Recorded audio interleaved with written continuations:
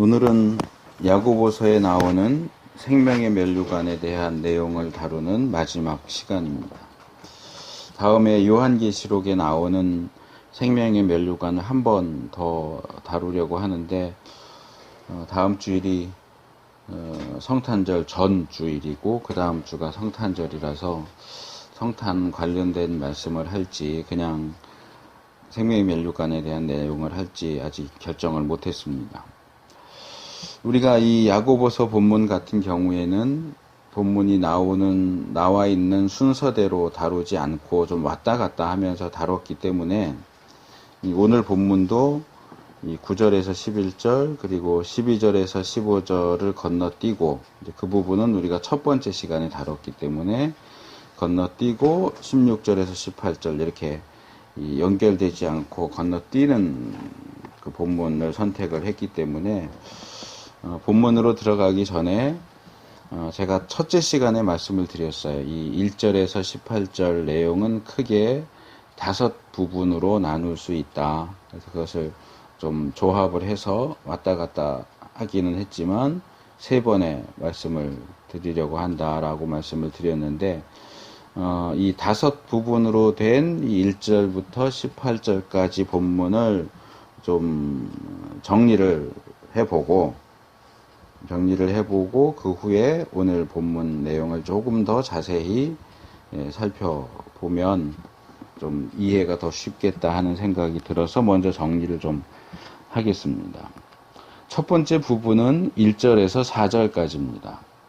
이 야고보는 핍박으로 인해서 흩어진 유대인 그리스도인들과 교회에게 그들이 당면한 가장 중요한 문제인 시험을 어떻게 대할까 하는 문제를 다룹니다. 그래서 가장 기본적인 부분에서 야고보는 우리가 시험을 당할 때 그 시험을 기쁨으로 여겨라 그렇게 이야기를 합니다.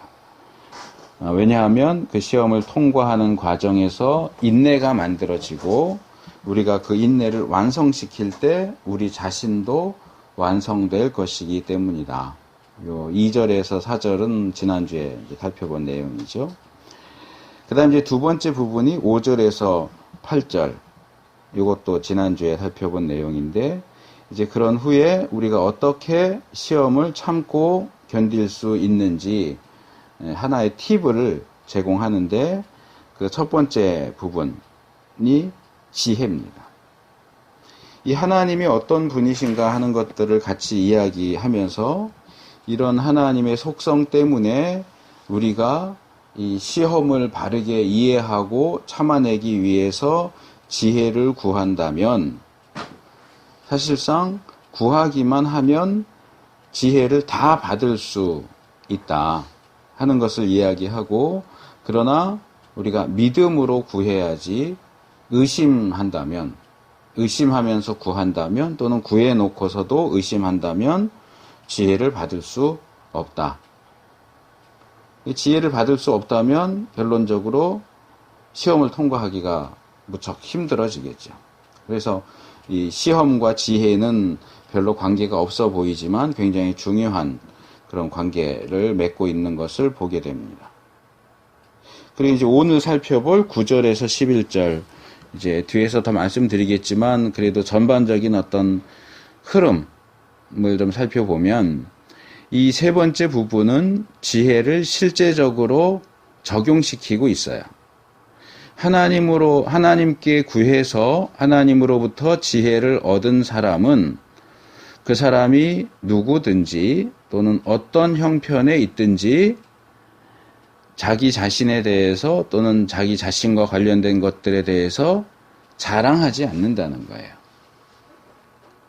자랑하지 않는다 또는 기뻐하지 않는다. 뽐내지 않는다.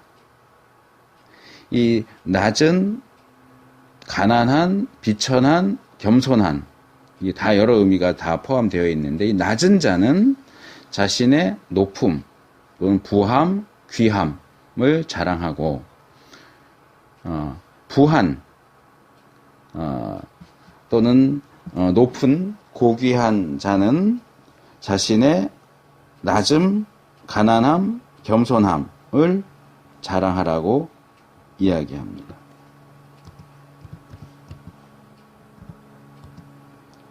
왜냐하면 낮음과 높음, 가난함과 부함, 이런 것들은 모두 풀의 꽃과 같은 것이기 때문이다. 그래서 이 11절은 마치 부한 사람에 대해서만 이야기하고 있는 것처럼 내용이 나오기는 하지만 이 9절부터 나온 내용들을 고려할 때 이것은 부한 사람, 부자만이 아니라 가난한 자도, 높은 사람만이 아니라 낮은 사람 모두에게 해당되는 내용이다. 이렇게 볼 수 있습니다. 이 세상에 존재하는 모든 것은 시간이 흐르면 이제 그것을 여기서는 해가 돋고 뜨거운 바람이 분다 뭐 이렇게 표현을 하는데, 왜냐하면 그 모든 것을 풀의 꽃과 같다 이렇게 했기 때문에 풀이 있고 그 풀에 꽃이 피었다고 할지라도 해가 돋고 뜨거운 바람이 불면 그 풀과 꽃은 마르고 시들고 떨어지고 없어지고 쇠잔한다. 이런 같은 표현이 4번이나 나오죠. 마른다, 떨어진다, 없어진다, 쇠잔한다. 그렇기 때문에 자신의 낮음이나 높음이 계속 될 것이라고 생각하지 말아라. 지혜로운 자는 그런 외적인, 세상적인 어떤 모습, 높고 낮음, 부함과 가난함, 이런 것들에 매달리지 않는다. 그런 것들 때문에 이제 주된 주제와 연결시킨다면 그런 것들 때문에 시험에 들지 않는다. 돈이 없어도, 많아도, 높아도, 낮아도 그것이 그냥 지나갈 거라는 사실을 알기 때문에 그것 때문에 중간에 머뭇거리고 멈추어 서고 시험을 통과하지 못하는 그런 일은 없어야 한다. 그 다음에 4번째 부분은 12절에서 15절, 이게 첫 시간에 살펴본 건데, 이 첫 번째 부분, 그러니까 시험과 기쁨, 인내, 온전, 이제 이 내용들을 얘기를 했었죠. 이 첫 번째 부분을 더 발전시킨 것이고, 조금 다른 방향에서 시험을 참는 것, 옳다 인정하심을 받는 것, 그리고 생명의 면류관, 이렇게 연결되는 또 다른 방향, 또 다른 시각을 우리에게 제시하면서 시험을 받을 때 그것이 하나님으로부터 온다고 원망하거나 불평하지 말 것을 경계합니다. 왜냐하면 하나님은 누군가에 의해서 시험을 받으시는 것이 불가능한 분이고, 또 시험을 통해서 무언가를 아셔야 하는 그런 분이 아니시기 때문에 그렇다. 우리가 시험을 받고 또 거기에 빠지는 것은 특별히 우리가 우리의 욕심을 컨트롤하지 못하기 때문입니다. 욕심 때문이다. 우리가 우리의 욕심을 컨트롤하는 데 실패하면 욕심에서 죄로, 죄에서 사망으로 이어지는 그 과정을 벗어날 수가 없다. 다시 말하면 시험을 참고 견디는 것이 불가능하다. 이제 오늘 다룰 내용에서도 다시 언급이 되기 때문에 미리 말씀을 드리면, 제가 이 부분을 다루는 첫 시간에 그렇다고 해서 하나님이 실제로 시험하지 않으시느냐 하면 구약에는 이제 그런 부분들이 많이 나온다고 이야기를 했습니다. 그래서 그것을 설명하기 위해서 수준을 낮추어서 말하는 방식과 야고보가 말하는 그런 원론적인 방식이 서로 반대되는 것은 아니다 하는 것을 말씀드렸기 때문에 그것은 좀 염두에 두시는 것이 필요합니다. 그리고 오늘 살펴볼 또 다른 본문인 마지막 이 16절에서 18절, 이 부분은 그 바로 앞에 나오는 4번째 부분 12절에서 15절의 반대 방향, 반대편에 있는 내용을 다룹니다. 이 넷째 부분이 이 시험하시는 하나님에 대한 오해를 다룬다면, 5번째 부분은 좋은 것을 주시는 하나님에 대한 사실을 다룹니다. 그러니까 우리가 시험을 받을 때 하나님이 시험하시는구나 라고 생각하는 것은 사실은 오해고 속는 것이다 라고 말할 수 있고요. 그와 반대로 이 다섯째 부분에서는 하나님은 우리에게 시험을 주시는 분이 아니라 좋은 것을 주시는 분입니다. 그게 실상이고 그게 사실이다 하는 것을 이야기하고 있는 겁니다. 그래서 이 하나님을 시험하는 분, 하나님은 나를 힘들게 하고 나를 시험하시고 나를 괴롭게 하시는 분, 이렇게 생각을 한다면 그것은 사실상 사탄에게 속는 거예요. 우리가 잘 아는 창세기 3장에 나오는 뱀과 하와의 그 대화, 그래서 그 대화를 통해서 어떻게 결국 하와가 범죄하게 되었는가 하는 것을 한번 생각을 해보세요. 뱀은 하와로 하여금 하나님을 오해하도록 만들어요. 하나님을 이기적인 분, 좋은 것이 있는데 나누어 주지 않고 하나님만 독차지하려고 하는 분, 뻥치시는 분, 죽음으로 협박하는 분, 이런 분으로 오해하게 만들고 그 오해가 결국 하와로 하여금 하나님에 대한 어떤 도전, 하나님과 같이 되고자 하는, 하나님과 대등하게 되고자 하는 그런 마음을 품게 했고 결국 하나님이 금지하신 선악과 열매를 따먹도록 만들어주죠. 계속 말씀드리는 거지만 우리가 이 세상을 살아가는 동안 사실상 시험이든지 시련이 됐든지 유혹이 됐든지 그것을 당하지 않을 수는 없어요. 모양이 다르고 분야가 다르다고 할지라도 그건 첫 번째 부분에 나오잖아요. 여러 가지 다양한 각양각색의 시험들이 온다고 그러잖아요. 그래서 당하지 않을 수 있는 사람은 없어요. 그러나 그것은 하나님께서 우리를 입증하고 증명하기 위해서 주시는 거지 우리에게 나쁜 마음을 먹고 우리를 해치려고 하는 게 아니에요. 결국은 그 시험을 통과하는 과정 가운데 우리 가운데 인내를 만들어 주시고 그래서 우리가 그 인내를 온전하게 끝까지 붙잡으면 우리 자신이 온전해지도록 하는 그 과정을 위해서 시험이 오는 거예요. 이런 거죠. 용광로가 있습니다. 쇠를 녹여서 뭔가 유용한 기구를 만들려고 하는데 이 쇠가 생각합니다. 왜 나를 이렇게 뜨거운 데 집어넣는 거야? 내가 전에는 형체가 있었는데 이 뜨거운 데 있다 보니까 다 녹아가지고 액체가 되는데 왜 도대체 나한테 이런 일이 일어나는 거야? 저 대장장이는 도대체 무슨 생각으로 나를 이렇게 만드는 거야? 근데 그 과정이 없이 어떻게 말하자면 고철을 유용한 도구로 만들 수 있겠어요? 용광로를 통과하지 않고서는. 그러니까 고철이 유용한 도구로 탄생하기 위해서는 용광로를 거쳐야 하는 거예요.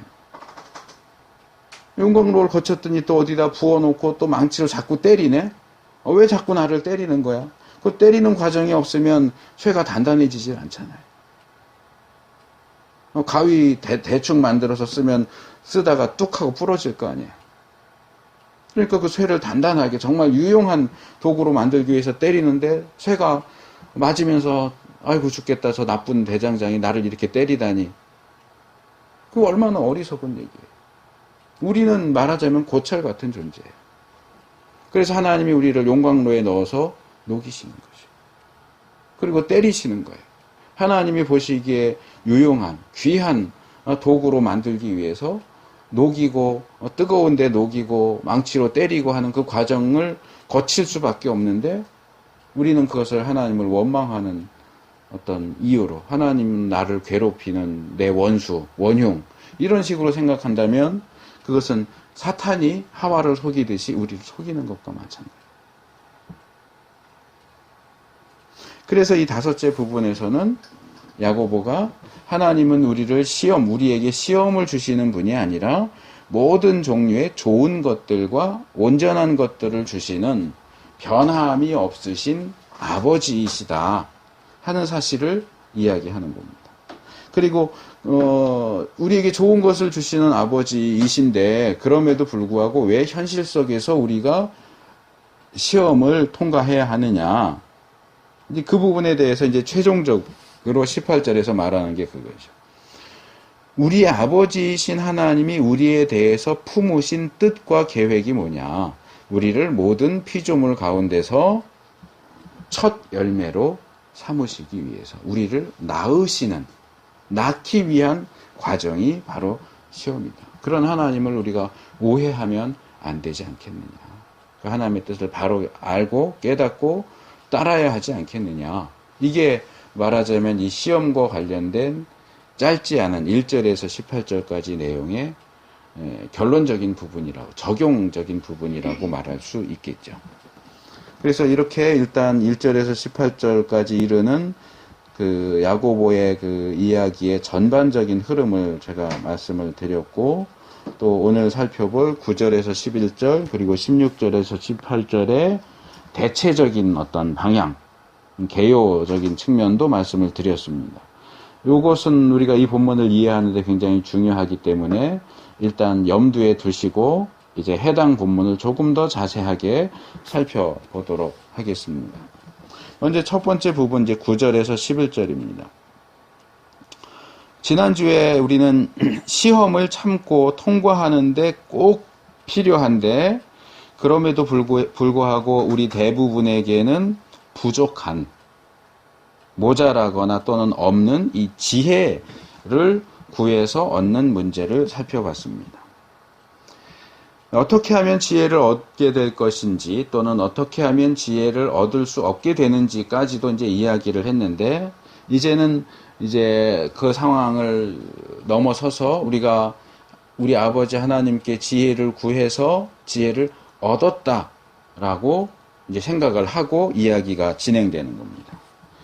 그러면 그렇게 해서 지혜를 얻은 우리가 무엇을 해야 하는지, 또는 그렇게 해서 얻은 지혜가 우리가 시험을 통과하는데 어떤 방식으로 도움을 줄 수 있는가 하는 것이 이 9절에서 11절 내용입니다. 지혜는 오늘 본문 이 9절에서 11절 내용에 의하면 우리로 하여금 정당하게 자랑할 수 있도록, 또는 반대로 자랑하지 않을 수 있도록 도와줍니다. 사실 이 9절에서 11절은 좀 본문을 해석하는 게 어려워요. 우리가 이제 신약 본문을 신약 그 성경책들을 볼 때 이 앞에 나오는 복음서, 그 다음에 사도행전은 역사서고 나머지는 이제 다 서신서로 보거나 또는 제일 끝에 나오는 요한계시록은 이제 묵시록 이렇게 보기도 하는데, 그래서 이 야고보서는 이제 일반 서신, 바울이 쓴 편지를 제외한 나머지 편지들은 이제 묶어서 일반 서신 이렇게 부르는데, 이 야고보서는 보통 서신서로 분류가 됩니다만, 이 장르, 이제 문학 장르가 있잖아요. 이게 시냐, 소설이냐, 희곡이냐, 이런 식으로 이 성경도 이 장르를 보는 게 굉장히 중요한데, 이런 장르를 보는 그 시각에서 볼 때 야고보서는 형식은 서신서의 형식으로 되어 있기는 하지만 그 내용은 사실은 지혜서예요. 그러니까 구약의 잠언서하고 아주 비슷해요. 그러니까 그걸 기억하고 야고보서를 쭉 읽어보시면 야고보서가 그냥 일반적인 그 편지가 아니고 우리에게 지혜를 가르쳐주는 지혜서라는 사실을 발견하게 될 겁니다. 그래서 야고보서를 해석하는 것은 잠언서를 해석하는 것하고 상당히 비슷해요. 뭐 해석학적으로 더 이제 얘기할 부분이 있긴 하지만 우리가 거기까지 볼 필요는 없고, 그래서 이 야고보서는 서신서이지만 또 지혜서라고 하는 측면도 가지고 있기 때문에 그것을 우리가 염두에 두고 야고보서를 읽어야 올바르게 해석할 수 있다 하는 겁니다. 그래서 이 9절에서 11절을 바르게 이해하기 위해서 우리가 세 가지 내용을 살펴보려고 그래요. 이 세 가지를 따라가다 보면 지금 야고보가 얘기하는 게 뭐구나 하는 것을 파악할 할 수 있습니다. 첫 번째는 지금 야고보가 말하고 있는 이 자랑한다는 게 도대체 뭘까? 두 번째로는 야고보가 말하는 이 낮다 또는 높다, 부하다 라고 하는 것은 또 뭘 가리키는 것일까? 그리고 마지막으로 이 10절 하반절에서 11절에서 뭐 지나간다, 해가 돋고 바람이 불고 마르고 떨어지고 뭐 이런 이야기를 계속, 비슷한 이야기들을 계속 하는데 이게 도대체 무슨 얘기를 하는 거냐? 요걸 파악을 하면 이 9절에서 11절이 얘기하는 것이 뭔지를 알 수 있게 되겠죠. 자, 첫 번째로 우리 개역성경이 자랑이라고 번역한 이 단어는 3개 정도의 의미를 가지고 있어요. 그래서 아까 이제 제가 개요할 때 다 말씀을 드렸어요. 자랑한다, 기뻐한다, 뽐낸다 이런 뜻이에요. 이제 우리 개역은 이 중에서 자랑한다라고 하는 대표적인 의미를 선택해서 번역을 한 거죠. 이게 뽐낸다 이러면은 뭐 자랑한다도 마찬가지고요. 근데 자랑한다보다 뽐낸다라고 하는 이 표현을 들으면 좀 뭔가 부정적인 의미로 생각하기 쉬운데 이 사전을 찾아보면 이 단어를 설명하면서 거기 앞에 이렇게 붙여요. 선의, 선한 의도 또는 악한 의도로 뽐낸다. 그러니까 뽐내는 게 꼭 나쁜 건 아니라는 거예요. 선한 의도로 뽐내는 것도 포함되고 악한 의도로 뽐내는 것도 포함이 돼요.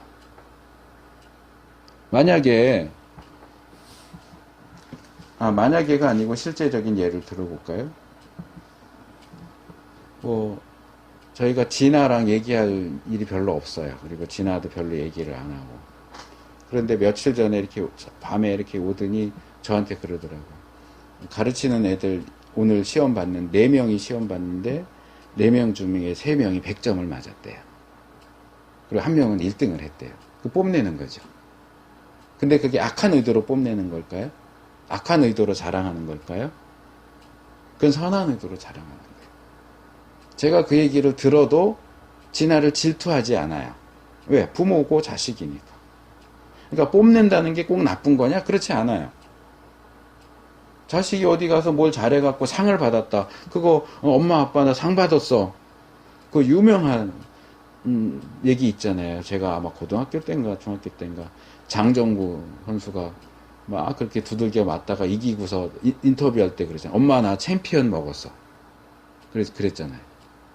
그거는 나쁜 의도로 뽐내는 게 아니에요. 자랑하는 게 아니에요. 선한 의도로 자랑하는 거예요. 근데 저는 이 본문에서 이 단어는 자랑한다 또는 뽐낸다 이런 것보다는 기뻐한다 정도로 번역하는 게 더 좋지 않을까. 이 본문을 이해하는데 더 도움이 되지 않을까. 기뻐한다, 이제 막 뭐 팔짝팔짝 뜬다 이런 것보다는, 조금 더 구분해서 말한다면 좋아한다. 좋아한다. 기뻐하고 좋아하고 뽐내고 자랑하는. 사실 이 3가지 의미가 다 가능해요. 근데 이제 그 중에서 이 본문에서는 그 중에 특별히 뭐에 해당되느냐를 보려면 이제 이게 어떤 문맥에서 사용되었는가 하는 것을 봐야 하는데 그게 이제 두 번째죠.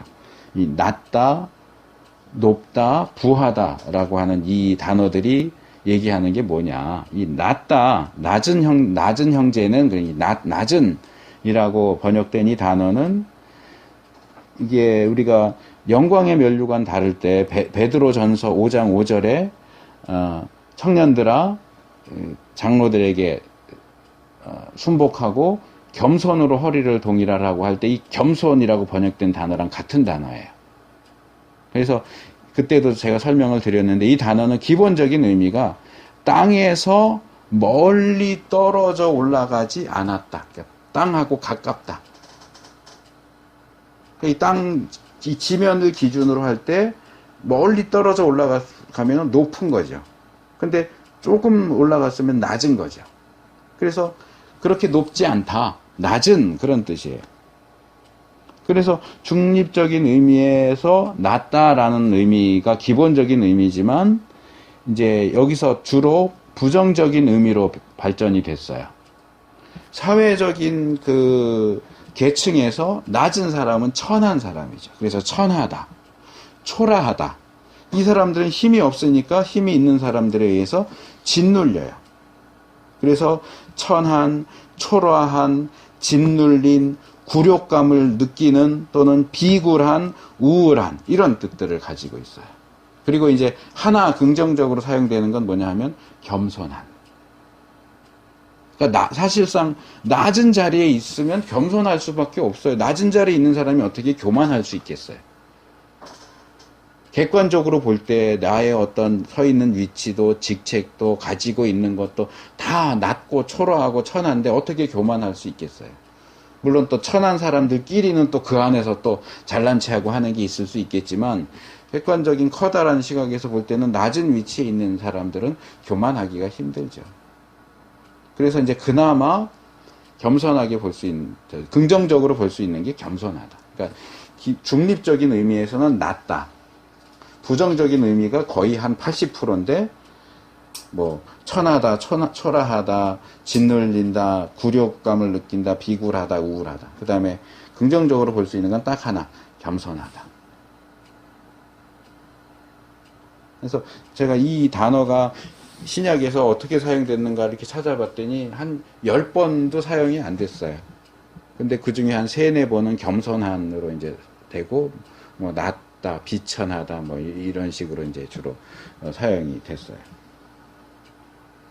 그래서 이 단어 자체는 굉장히 그 의미의 스펙트럼이 넓어요. 그래서 도대체 야고보가 여기서 말하는 게 뭘까, 그 의미를 그 중에서 하나를 선택해야 되는데, 이 겸손한 걸 얘기하는 건지, 그냥 낮은 걸 얘기하는 건지, 초라하고 천한 걸 얘기하는 건지 결정을 해야 되는데, 그것을 결정하는 데 도움이 되는 게 야고보가 이 본문에서 그 짝을, 이 단어, 낮다라는 단어와 짝을 이루는 단어를 2개를 사용을 하죠. 하나는 높다. 높음을 자랑하는 높음, 낮음과 높음. 그 다음에 이제 저를 넘어가면 부자들, 부한 자들은 이렇게 하니까 여기 높다라고 하는 단어는 기본적으로 높이를 얘기하는 거예요. 높이. 얼마나 높으냐, 고도가 얼마나 되냐라고 할 때 높이인데, 그래서 여기서 이제 상징적인 의미로 하늘, 높이 있는 건 산이잖아요. 하늘 또는 위엄. 높이 있는 사람은 다른 밑에 있는 사람들에 대해서 어떤 위엄과 권위를 가지잖아요. 그래서 위엄, 높은 위치, 계급 이렇게 돼요. 그러니까 여기서는 낮은 자는 그냥 별 볼 일 없는 초라하고 천한 사람을 가리키는 걸 거고, 높은 사람은 높은 위치에 있고 권세와 위엄을 가진 사람, 이런 식으로 이해할 수 있고, 그 다음에 이제 또 하나 여기 부유하는 말 그대로 이제 부유하다, 풍부하다, 재물이 많고 돈이 많고 부자죠, 부자. 그렇기 때문에 이 낮은 자는 경제적으로 돈이 없는 사람을 가리키기도 해요. 그러니까 교회 안에 보면 돈이 많거나 권력이 많은 사람들도 있고, 많이 배우고, 그리고 못 배워서 직업도 변변치 않고 하루 벌어서 하루 먹고 사는, 돈도 없고 권력도 없고 지위도 없는 그런 사람들. 그러니까 이런 식으로 이해를 하면 되겠죠.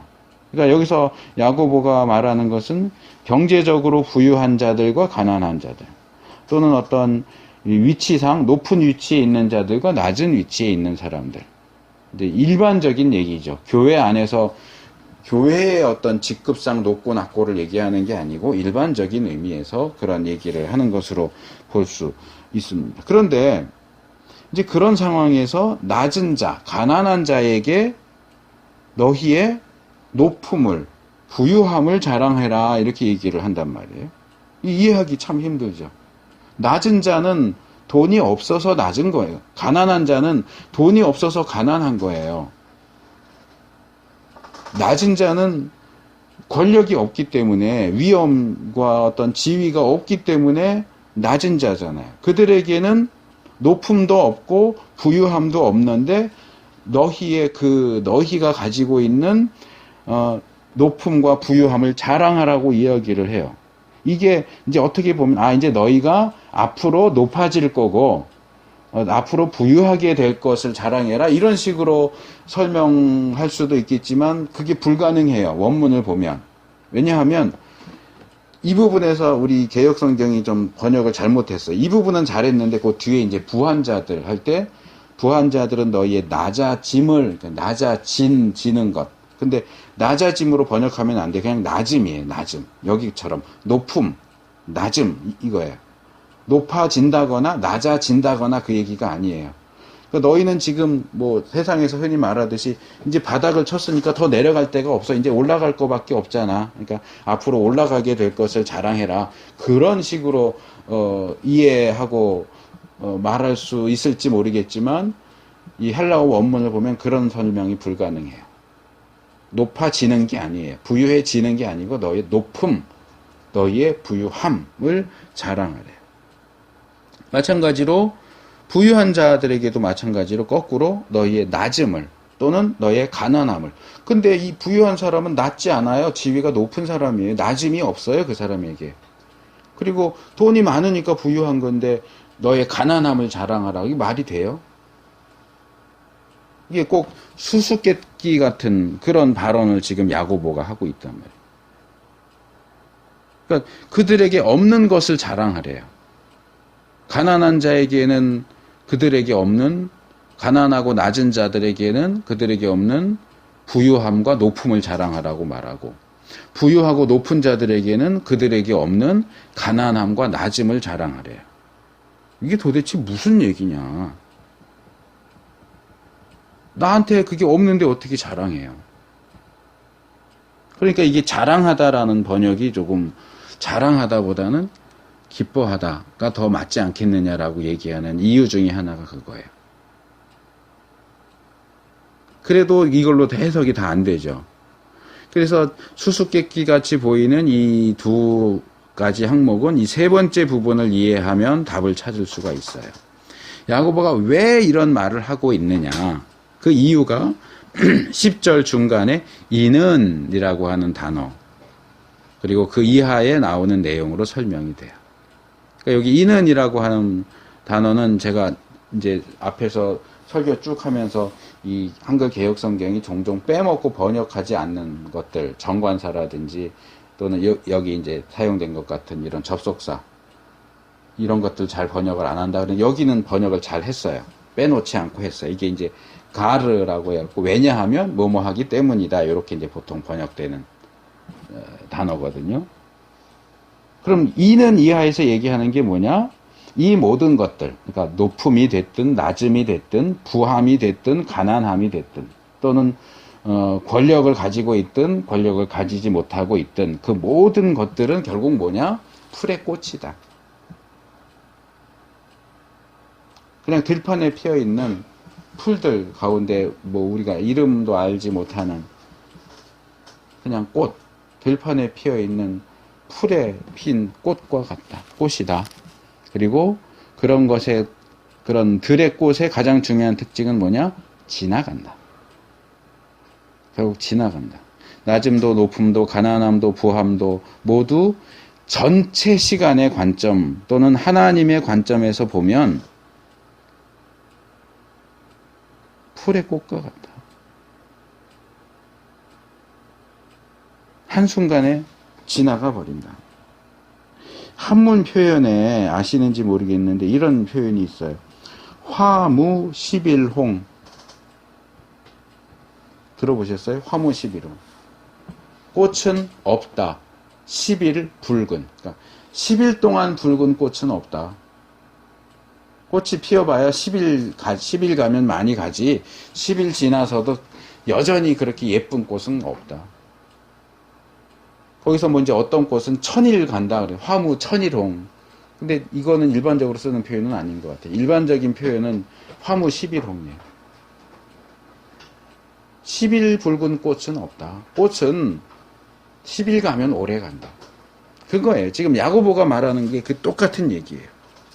우리 사람의 눈에는 이 낮음과 높음이, 가난함과 부함이, 권력이 있고 없는 것이 10년, 20년, 100년 갈 것처럼 보이지만 하나님이 보시기에는 그 열흘밖에 안 가는 거예요. 뭐 제가 정치 얘기는 거의 안 하지만은 뭐 요즘 다들 관심 가지고 보는 것처럼 그 대통령의 권세가 오래 갈 것 같았잖아요. 기세등등하고 살기등등 했는데 결국은 그렇게 탄핵받아서 내려가는 거 보세요. 권력이 오래 가요? 아니요. 그렇지 않아요.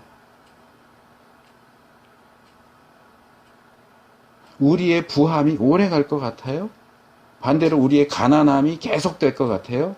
아니요. 하나님이 보실 때에는 아무것도 아니 10일이에요. 10일. 그러니까 제가 앞에서 얘기한 것처럼 이건 부함을 주로 들어서 얘기하지만 부함만 얘기하는 게 아니고 가난함도 얘기하는 거예요. 높음만 얘기하는 게 아니고 낮음도 얘기하는 거예요. 근데 열흘밖에 안 가는 그 꽃의 붉음, 아름다움을 가지고 그것을 기뻐하고 뽐내고 자랑하고 마치 그 꽃이 1000년 동안, 10,000년 동안 갈 것처럼 그렇게 하는 것은 어리석고 우스운 일이지 않느냐는 거죠. 우리의 가난함과 낮음이 언제까지라도 갈 것 같아서 절망하고 낙심하고 또는 우리의 부함과 높음이 끝나지 않고 계속 될 것 같이 여겨서 우쭐하고 뽐내는 것은 어리석은 일이다. 우리가 하나님으로부터 지혜를 얻는다면 가난함도 부함도 낮음도 높음도 결국 들의 꽃과 같아서 지나간다. 금방 지나간다. 새벽에 그 싱싱하던 꽃이 해가 돋아서 열기가 뿜어지고 뜨거운 바람이 불면 금방 시들어서 마르고 떨어져서 썩어 없어지는 것처럼. 전에도 그 얘기 잠깐 했는데 올해는 제 느낌상 올해만큼 1년이 빨리 간 적이 없는 것 같아요. 정말 빨리 갔어요.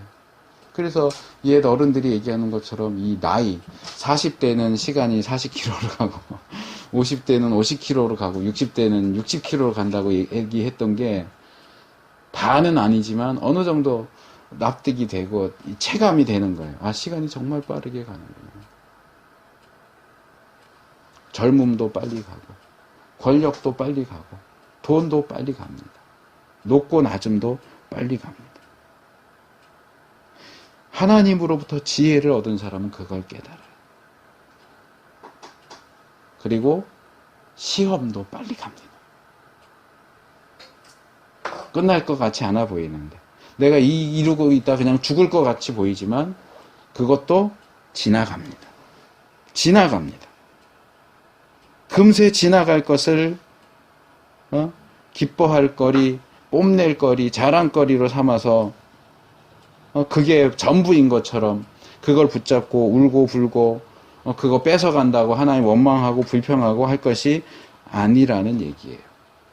그래서 이 야고보의 이 발언은 상당히 어떤 지혜서 같은 그런 특징을 가지고 이야기가 되고 있지만 저는 그 단어를 떠올렸어요. 패러디.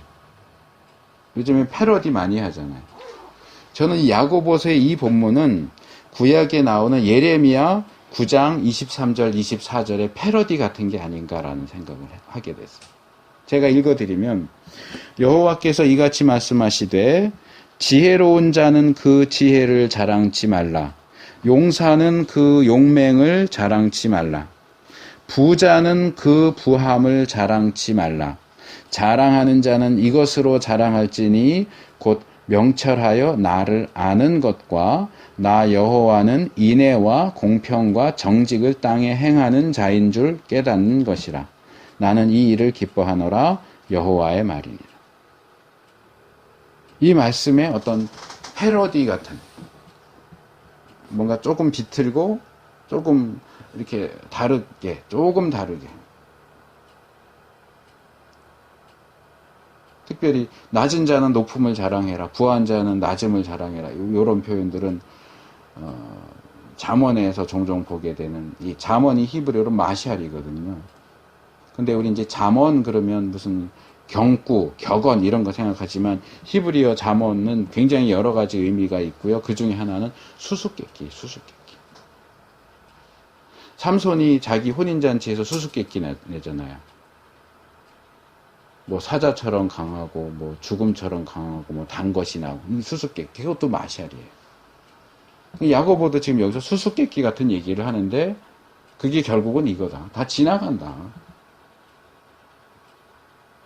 우리가 가치 없는 것, 결국은 열흘 정도밖에는 덕을 볼 수 없는 것들을 붙잡고 그것이 평생 갈 것처럼, 영원히 갈 것처럼 생각하니까 우리가 그렇게 애지중지하는 것들과 관련해서 시험을 받을 때 우리가 그걸 참고 견딜 수가 없는 거예요. 뭐 한마디로 말해서 그게 없으면 나는 죽을 것 같은 거예요. 근데 그걸 하나님이 가져가시면 저절로 원망이 나오죠. 불평이 나오죠. 어떻게 그 시험을 통과하겠어요? 그런데 그런 것들을 기뻐하지 말라고요. 거기에 내 목숨을 걸지 말라고요. 중요하지 않은 건데도 거기에 목숨을 걸지 말라고요. 기뻐하지 말고 자랑하지 말고 뽐내지 말라고요. 그것들은 결국 다 지나가요. 금세 지나가요. 지나갈 수밖에 없어요. 낮음도 가난함도 높음도 부함도 사실 아무것도 아니에요. 거기 매달리지 마세요. 이러한 사실을 아는 것이 지혜라고요. 하나님이 이런 지혜를 우리에게 주시기를 바랍니다. 정말 이 지혜를 구해서 받으시고 그래서 우리의 인생을 바른 눈으로 하나님의 눈으로 보시고 그리고 시험을 통과할 수 있기를 바랍니다. 자, 그 다음에 16절부터 이제 18절 두 번째 부분으로 넘어가면, 자, 이 지혜를 낮음과 높음, 가난함과 부함의 부질없음을 깨닫는데 적용한 후에 야고보는 이 시험을 참는 것이, 그러니까 12절에서 15절이죠. 순서대로 하면 시험을 참는 것이 어떻게 우리를 생명의 면류관으로 이끄는지 이야기하죠. 그리고 시험 때문에 하나님을 원망하거나 불평하지 말아야 한다. 경고합니다. 우리는 우리의 욕심 때문에 시험을 받고 빠지는 거지 하나님 때문에, 하나님이 우리를 구덩이에 밀어넣으시는 게 아니에요. 우리의 욕심이 우리를 끌어다가 구덩이에 집어넣는 거예요. 그래서 우리가 받는 시험의 원인 또는 원흉으로서 하나님을 지목하는 것은 사실상 사탄에게 속는 것이다. 근데 그것만이 아니라 우리가 또 속지 말아야 하는 부분이 또 있어요. 그게 뭐예요? 하나님은 우리에게 시험을 주시는 분이 아니신 것만이 아니라 오히려 우리에게 가장 좋고 온전한 것들을 주시는 분이시라는 사실이에요. 그러니까 한편으로는 시험을 주시는 분이 아니다와 한편으로는 좋은 것을 주시는 분이시다. 이 두 개를 이제 서로 짝을 이뤄서 이야기하는 거죠. 여기 야고보가 속지 말라라고 할 때 이 속는다라고 번역된 이 단어는 벗어난다, 방황한다, 헤맨다, 속다, 죄를 범하다, 넋을 잃다, 이런 여러 가지 의미를 가지고 있어요. 이 부분도 사실은 이제 저도 계속 속는다라는 표현을 썼지만, 속는다라는 얘기보다는 방황하지 마라, 혼동하지 말아라, 헤매지 말아라, 바른 길에서 벗어나지 말아라, 그렇게 넋 놓고 있지 말아라. 이건 이제 조금 조합을 하면 이런 거죠. 너 이렇게 넋 놓고 있다가 속아가지고 헤매고 방황하고 그러면 안 돼, 그 말이에요. 정신을 똑바로 차리고 있어야죠. 그리고 우리가 그렇게 해야 하는 그 분야가 뭐냐? 하나님이 어떤 분이신가 하는 것에 대한 내용이죠. 하나님을 시험하는 분으로 생각하는 것도 속는 것이고 바른 길을 벗어나는 거예요. 그럼 우리가 하나님에 대해서 가져야 하는 바른 생각, 바른 길, 정도를 벗어나지 않는 생각과 내용이 뭐냐라고 은사라고 할 때 시험과 반대되는 것으로서의 모든 좋은 은사와 모든 온전한 선물이 위로부터, 하나님으로부터 온다는 거예요. 여기서 위라고 하는 건 그 말 그대로 위예요. 근데 이제 위로부터, 하늘에서부터, 이거는 이제 유대인들의 입장에서는 하나님을 가리키는 거죠. 하나님으로부터. 하나님은 우리에게 시험을 주시는 게 아니고 좋고 온전한 선물을 주시는 분이에요. 여기 근데 이제 각양 좋은 은사와 온전한 선물이 다라고 하는 이 개역의 선물은 번역은 조금 아쉬운 면이 있어요. 여기 각양이라는 표현과 다라는 표현이 사실은 같은 단어예요. 모든, 각각, 전부라는 뜻을 가진 같은 단어를 한쪽에서는 각양이라고 번역하고 한쪽에서는 다라고 번역을 하고, 그것도 한 번은 그 구의 앞에 번역하고 한 번은 또 뒤에 번역하고 해서 조금 혼동스럽게 해놨어요. 근데 둘 다 앞에 나와요. 그러니까 모든 좋은 은사, 모든 온전한 선물, 이렇게 읽어야 맞고요. 그 다음에 은사라고 번역된 이 단어는 이제 신약에서 일반적으로 은사, 뭐 지혜의 은사, 뭐 이렇게 할 때 사용되는 은사, 그 단어가 아니에요. 성령의 은사할 때 그것은 이제 카리스마타 해가지고 하나님이 우리에게 은혜로 주시는 것들, 이제 이런 것을 그냥 한문 표현으로 은사라고 번역했지만 여기 은사라고 번역된 이 단어는 은사라고 번역한 거 아주 마음에 안 드는데, 이 단어는 주는 거예요. 주는 거. 영어로 giving. 주는 것, 수여, 선물. 선물. 그래서 이 각양 좋은 은사라고 하는 이 표현은 모든 좋은 선물, 아니면 조금 더 풀어서 우리에게 주어지는 모든 좋은 것, 이렇게 하는 게 더 좋을 것 같아요. 은사는 이 내용을 오해하도록 만들어요. 우리에게 주어지는 모든 좋은 것이 위로부터 온다. 그러니까 우린 앞에서 하나님으로부터 나쁜 게 온다고, 시험을 주시는 분이라고, 나쁜 걸 주신다고 그렇게 오해하잖아요. 그게 아니고 모든 우리에게 주어지는 모든 좋은 것들은 다 하나님이 주시는 거예요. 그 다음에 이제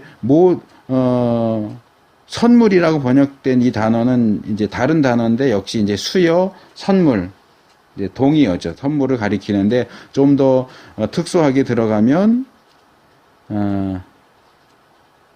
자유로이 또는 공짜로 또는 받을 가치가 없는 자에게 주시는 선물, 과분한 선물을 가리켜요. 그러니까 우리가 그걸 받을 자격이 없는데 하나님이 우리에게 그걸 주세요. 우리가 뭘 해서 주시는 게 아니에요. 공짜로 주시는 거예요. 그런 선물이에요. 그러니까 한 50%는 우리가 알고 있는 선물의 개념이죠. 선물을 상대가 뭘 잘해서 주는 건 아니잖아요. 그냥 선물이잖아요. 잘해서 주면 상이죠. 선물은 그냥 주고 싶어서 주는 거예요. 근데 이제 여기에 의미가 더 들어가는 것은 과분한 선물이에요. 이건 그 사람한테 줄 만한 게 아니에요. 그런데 그걸 받을 자격도 없는데 그것을 준다는 거죠. 그리고 이 온전한이라고 번역된 것은 지난번에 인내를 온전히 이루라 할 때도 이 비슷한 단어가 사용된 건데, 끝났다 그 말이에요. 끝난, 마무리된, 완성을 위해서 필요한 것은 아무것도 없는, 더 이상 손을 댈 필요가 없는 거예요. 그래서 완전한, 완벽한 이런 뜻이에요. 그러니까 온전한 이런 거보다 온전한 선물이 다, 이 부분도 이제 다시 풀어서 말하면 문자적으로 받을 자격이 없는 자에게 주어지는, 그러나 모든 완벽한, 완성된 과분한 선물이에요. 우린 자격이 없는데 우리에게 대충 주는 게 아니라 모든 것을 완벽하게 해갖고 주시는 선물이에요. 우리가 그렇잖아요. 우리보다 좀 높고 대단한 사람한테 선물을 할 때 하찮은 거 할 수 있어요? 좋은 거 하잖아요. 비싼 거 하잖아요. 근데 우리보다 밑에 내가 줘도 그만, 안 줘도 그만인데 뭔가 생색 내려고 준다고 할 때 좋은 거 줘요? 대충 주잖아요. 우리가 그런다는 게 아니고 일반적으로 말해서 그러잖아요. 그런데 하나님은 정말 이걸 받을 가치가 없는 사람이에요. 자격도 없는 사람이에요. 그런데 그가 받기에는 너무 과분한 것을 공짜로 주신단 말이에요.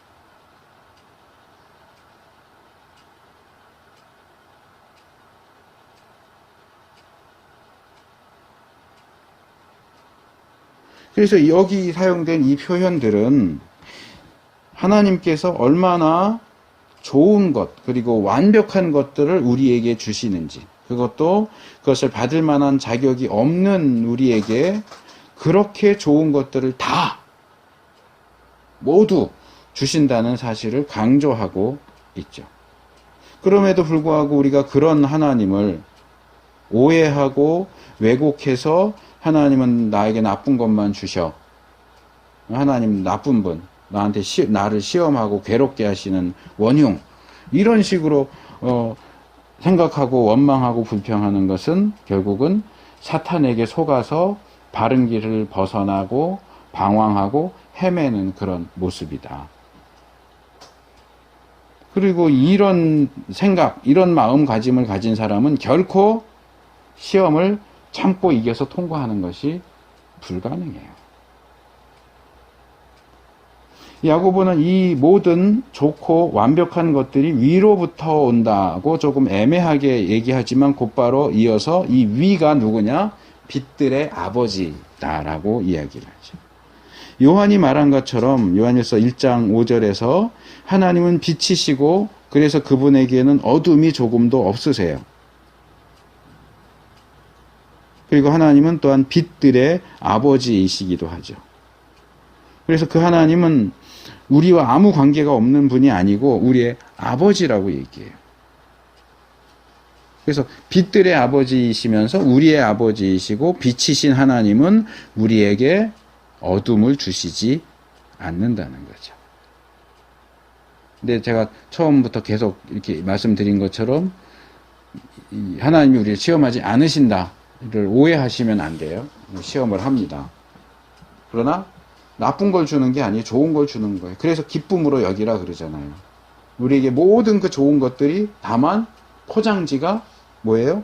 시험과 고난이라고 하는 포장지에 쌓여서 주어지는 거예요. 그리고 이 빛들의 아버지는 결코 변하지 않으시는 분이에요.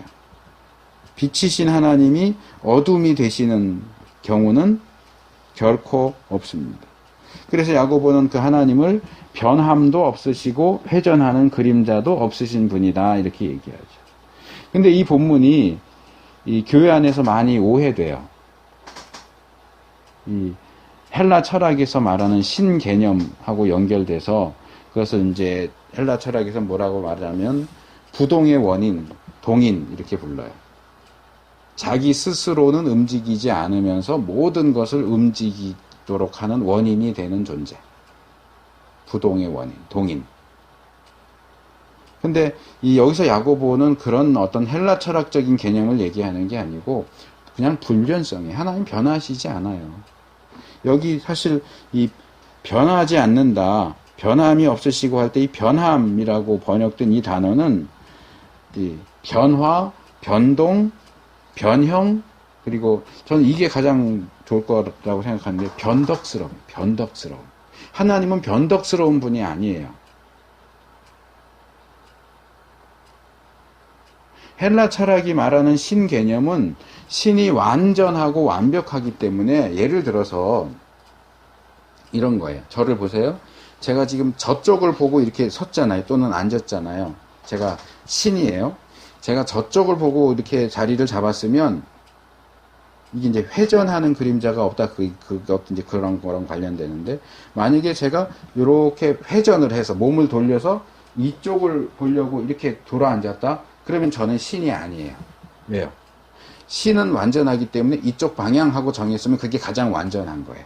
근데 이쪽 방향인 줄 알고 이쪽을 봤는데 저쪽 방향이 더 맞네 하고 돌린다면 그 존재는 신일 수 없다는 거예요. 이게 헬라 철학에서 말하는 거예요. 그런데 우리가 구약이나 이런 데서 보는 하나님은 어떤 분이에요? 뭐 인간을 만들었다가 노아 홍수 때 보면은 사람 만든 것을 한탄하고 후회하기. 무슨 신이 그래요? 그러니까 하나님이 한탄하실 수 있느냐, 하나님이 후회할 수 있느냐, 이런 하나님이 하나님일 수 있느냐, 이런 논쟁들을 하는데, 그것은 헬라 개념 속에서 되는 논쟁이고 히브리 개념에서는 전혀 상관이 없어요. 하나님 움직이세요. 이쪽 향하셨다가 저쪽으로 향해서 움직일 수 있어요. 문제는 하나님은 변하지는 않으신다. 변덕스러운 분은 아니시라는 얘기. 야고보가서 여기서 얘기하는 건 그거예요. 하나님은 변덕스럽지 않아요. 이랬다 저랬다 하시지 않아요. 그래서 이제 구약신학에서도 그런 거죠. 뭐 벌 준다 그랬다가 뭐 돌이키기도 하고 뭐 복 준다 그랬다가 또 저주하기도 하고 이런 거 보니까 하나님이 왜 이렇게 이랬다 저랬다 하시지? 근데 오히려 그것이 하나님이 이렇게도 하시고 저렇게 하시는 것이 하나님이 변하시지 않으시는 분이라는 것의 증거가 된다는 거죠. 왜요? 상대방에 따라 맞추는 거예요. 너 지금 잘하니까 내가 상 줄게 그랬는데 그 말만 믿고 얘가 딴짓을 하네? 그래도 상 줘야 돼요? 아니잖아요. 너 지금 못된 짓 하니까 내가 벌 줘야겠다 그랬는데 얘가 회개하고 돌이켰어요. 그래도 벌 줘야겠다라고 했기 때문에 벌을 줘야 돼요? 오히려 그게 하나님의 속성하고 안 맞는 거예요. 하나님께서 인간을 대하시기 때문에 인간이 변하는 것에 맞춰서 이게 상선벌악. 그렇죠? 상을 주고 벌을 주는 것이 인간의 변화에 따라서 바뀌는 건데 오히려 그렇게 맞춰서 바뀌는 것이 하나님의 불변함을 보여주는 거죠. 하나님의 입으로 그냥 너 벌 받아야 돼 이렇게 했으면 그 사람이 돌이키고 선하게 살아도 벌 받아야 돼라고 말씀하셨기 때문에 벌 줘야 된다. 그게 오히려 하나님을 어떤 굳어진 어떤 체계, 시스템처럼 보는 거죠. 하나님 인격적이신 분이에요. 그래서 벌 주려고 하다가도 얘가 회개하면 벌 안 내리세요. 그러나 그걸 가지고 우리가 하나님 변덕스럽네 그렇게 말하면 안 돼요. 오히려 하나님은 하나님 되심을 지키는 거예요. 그런 걸 통해서. 어쨌든 야고보는 여기서 하나님이 변덕스러운 분이 아니다라는 걸 얘기해요. 그리고 마지막으로 그런 하나님의 불변성과 관련해서 그 하나님이 과연 어떤 의도와 뜻을 가지고 움직이시는지 행하시는지에 대해서 이야기하죠. 앞부분에서 이미 얘기했어요. 하나님이 우리에게 좋고 완벽한 것을 주시는 분이심에도 불구하고 실제 우리 삶에 시험과 시련과 역경과 유혹이 존재하는 것을 우리가 어떻게 이해해야 하겠는가. 그게 하나님이 좋은 분이긴 한데 능력이 부족해서 그러냐.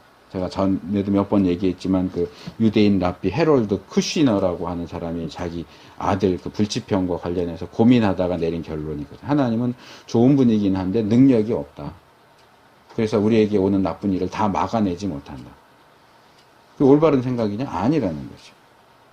아니면 지금 야고보가 말하는 것처럼 하나님이 변덕스러운 분이라서 뭐 좋은 것만 준다 그랬다가 또 나쁜 것도 주고 생각이 바뀌어서 나쁜 것도 주고 무슨 개구장이도 아닌데 그렇게 변덕을 부리시기 때문에 그런 거냐? 아니요. 둘 다 아니에요. 야고보는 그것을 우리의 구원과 관련된 출생하고 연결시켜서 설명을 합니다. 그래서 이 출생은 이 구원과 출생에 대한 이 18절 말씀은 12절에서 얘기한 생명의 멸류관하고도 연결이 되고요. 또 15절에 나오는 죄가 사망을 낳는다. 같은 단어가 쓰여졌다 그랬죠. 죄는 사망을 낳아요. 하나님은 우리를 낳으시죠. 그래서 이렇게 서로 연결시키고 있는데 여기 특별히 본문에서 이 뜻, 자기의 뜻을 좇아 그랬는데 이 뜻이라고 번역된 이 단어는 심사숙고하여 결심하다, 결정하다, 목적을 가진다, 의도한다, 뜻한다, 희망하다 뭐 이런 뜻이에요. 그러니까 여기서 야고보는 자녀인 우리를 향한 아버지이신 하나님의 뜻과 의도와 목적과 희망에 대해서 얘기하는 거예요. 우리의 아버지 되신 하나님께서는 우리를 창조하신 모든 것들, 피조된 모든 것들, 창조물들 가운데서 우리를 첫 열매를 만들고자 하시는 뜻과 의도를, 목적을 가지고 계세요. 여기 첫 열매는 대표를 가리키는 것일 수도 있고 머리를 가리킬 수도 있고요. 보통 이제 인간을 창조의 면류관 이렇게 얘기하는 것처럼 그 얘기예요. 이제 타락한 인간을 다시금 창조의 면류관, 첫 열매로 만들기 위해서 우리를 다시 낳으세요. 우리 안에 있는 죄된 욕망은 사망을 낳으려고 하는데 하나님은 그런 우리를 첫 열매로 낳고자 하시는 선한 의도를 가지고 계세요. 그래서 아까 제가 쇠 대장간 얘기를 예를 들은 것처럼 그렇게 하기 위해서 시험이라고 하는 과정이 필수적으로 요구되고 그렇기 때문에 우리의 삶 속에 시험, 시련, 역경, 유혹이 있는 거예요. 우리를 힘들게 하고 망하게 하려는 의도가 아니라 우리로 하여금 우리의 존재를 입증하고 우리의 믿음을 증명하고 그래서 온전함으로 가도록 하기 위해서 그래서 그것을 통해서 결국 우리를 피조물의 맏아들, 맏이 또는 면류관으로 삼고자 하는 의도가 거기 담겨져 있다는 거죠. 그래서 우리가 이런 우리 아버지이신 하나님의 선한 의도를 깨닫고 시험을 참고 견뎌야 하는 거예요. 이겨야 되는 거예요. 그래서 우리는 그렇게 할 때 우리는 온전해질 수 있고 그 생명 면류관을 받을 수 있고 모든 피조물들의 첫 열매가 될 수 있는 거예요. 그게 하나님 마음속에 있는 계획이에요. 우리를 향한 하나님의 의도와 뜻이에요.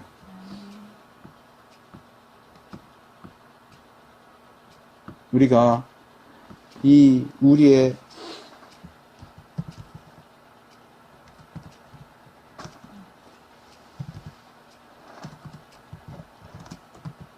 아버지이신 하나님의 그 마음을 이해했으면 좋겠어요. 그 애들이 속썩이면 가끔 그러잖아요. 부모가 너도 또 꼭 결혼해서 꼭 너 같은 자식 낳아봐라. 자식이 부모의 마음을 이해하지 못하면 서운하지만 사실은 당연한 거예요. 자식이 어떻게 부모의 마음을 이해하겠어요. 자기가 부모가 되면 이해가 돼요. 나이를 먹고 자기가 부모가 돼서 자식을 키워보면 아, 우리 부모님이 내가 이렇게 할 때 이랬겠구나, 마음이 이랬겠구나 하고 이해가 되죠. 하나님이 우리 인간들을 남녀 부부가 되게 하시고 또 부부 사이에 자녀가 태어나게 하시고 자녀를 기르게 하시고 하는 것은 사실 어떻게 보면 아버지이신 하나님의 마음을 이해시키기 위한 방법 중에 하나예요. 호세아를 고멜이라는 여자와 결혼시키신 것이 하나님의 마음을 이해할 수 있도록 하기 위한 하나의 수단이었던 것처럼 우리는 우리에게 주어진 자녀들을 양육하고 그들과 관계하는 걸 통해서 아, 내 아버지이신 하나님은 나에 대해서 이러시겠구나. 부모의 마음이 이런 거구나. 부모가 자녀에 대해서 이렇게 생각하는구나. 이쁜 자녀 또는 속썩이는 자녀를 볼 때 이런 마음이 들겠구나. 이런 생각이 들겠구나.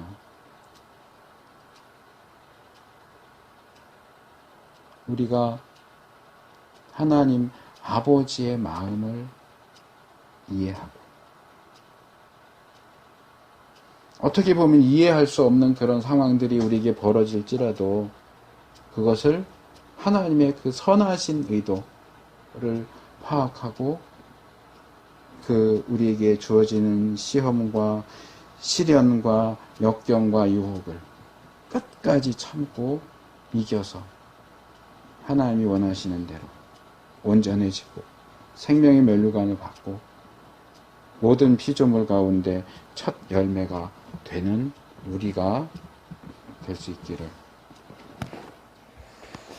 축원합니다.